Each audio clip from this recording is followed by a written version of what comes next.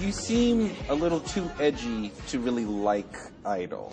Well, I think the thing for me was, over the past couple of years, I had started working on demos, and I was writing with some people, and I was kind of starting to really love the idea of trying to get into the recording industry. And I thought to myself, well, how am I going to be able to do this? And someone said to me, well, you know, you're not going to get signed unless you have a fan base. It just doesn't work that way. You have to have some sort of form of celebrity or something to, like, give you leverage in that field. And so I thought, okay, it's time to get some leverage. And so auditioning for American Idol just made sense. I was like, well. Yeah. So I didn't think I would make it as far as I did, though. I mean, when they cast me, and I was like, really? You very strategically played the Idol game of what you chose to sing, how you chose to present each moment. One of my assets on Idol is that I really tried to look at the big picture, like an arc. You know, I wanted to create a series of work that was almost like a set list. Mad World, for example, on Idol it's a great song. And I could have just stood there and sang it, and I thought, no, I want to create a mood. Look right through me. I find it kind of funny. I find it kind of sad. The dreams in which I'm dying are the best I've ever had. When the pictures come out of you kissing your ex, and that hits the net, what is your emotional reaction? Well, it was scary because that was right as the top 13 was being put into place, and I thought, oh, the timing on this is awful. Now everybody's it's gonna be like Adam, the gay dude, who kisses dudes, and no one's gonna pay attention to what I actually am here to do. So I was upset. I was a little bit nervous about it, and I thought, well, this might be it. This might have ruined my shot. I'm going to be voted off next week. But you couldn't talk to the media at that point anyway. I talked to the media the one night that we were all voted in the top 13. There was like a party, and there was like huge press junket. And I was asked about it a couple times during that, and I basically just said, yep, that's me. I have nothing to hide. I am who I am, and that was it. I never gave myself a label, but I never denied it. Welcome back. This is it, the finale. It is American Idol. So take me to the final stage of Idol when you're standing there with Chris Allen and there's a big, long theatrical pause. Oh my gosh, I was like, yeah, can we get this over with already? Yeah, what are you thinking while you're waiting? They're going to say my name or Chris's name? And I really thought, I knew it was a toss-up. I was like, you know what, it could really go either way. We were roommates, we were friends.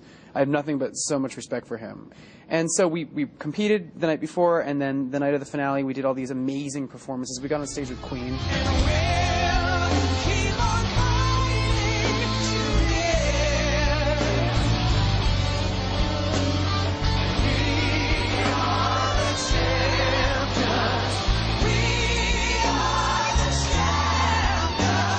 So what are you thinking, though?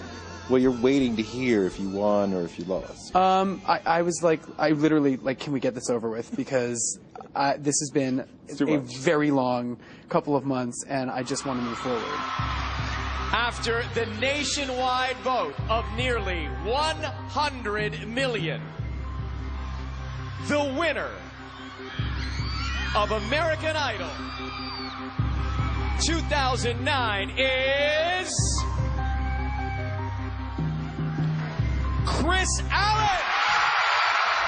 You're in this great little group of people who didn't win Idol, but became as successful as the winners. It'd be Daughtry, Jennifer Hudson, Clay Aiken, you know, now you. I think staying visible is kind of the biggest key with being successful outside of Idol. I definitely owe my management a great deal of debt because they were really great at keeping me in the public eye. One other influence on you that I'm imagining is Gaga. When you're sitting in the seats at the AMAs and you see her up there smashing and fire and her feet on the piano and just going there, and you have to follow her, what are you thinking? Oh, is what I'm thinking. I sat in the audience and I was like, oh, God, she's amazing. So when you come off the stage, did somebody say, hey, What the hell was that? That's not what you rehearsed? No, no one came. No, no one did. I thought, oh, it went well. That was interesting. I can't wait to see how that turned out. And then my first interview, I walked over and they said, well, do you realize that they're probably going to censor that for the West Coast? And I was like, well, what do you mean? They're like, well, when you grab the guy's head and you put it in your crotch and, you know, you kiss the dude and you grab that girl and you put that girl's head in your crotch. And I said, oh. And it hadn't really dawned on me that it would be something that would be censored. And so when they asked me about it on the spot, I just kind of said, well, that would probably be, you know, sort of a form of discrimination because girls have been doing that for years. And if they do censor it, it's probably because I'm a dude. And that's kind of what happened. But hey, Madonna and Britney can kiss, and it's titillating. Adam kisses his keyboardist, and it's a problem? Mm-hmm. What's the real difference there? Well, I don't know what I mean, obviously the real difference is that I'm a gay dude, you know what I mean? And I'm not, you know, a woman feigning lesbianism. Right. You know what I mean? It's like, I don't know. I think that it got a little too real for people, maybe. Yeah. You know, and also I think that in that moment, you know, the lyrics of the song are, For Your Entertainment, they're sexual in nature. It's like, you know, it kind of has that double meaning, like I'm going to put on a show, I'm going to, you know, give it to you, but it's, you know, the double meaning is I'm going to hold you down and give it to you, you know?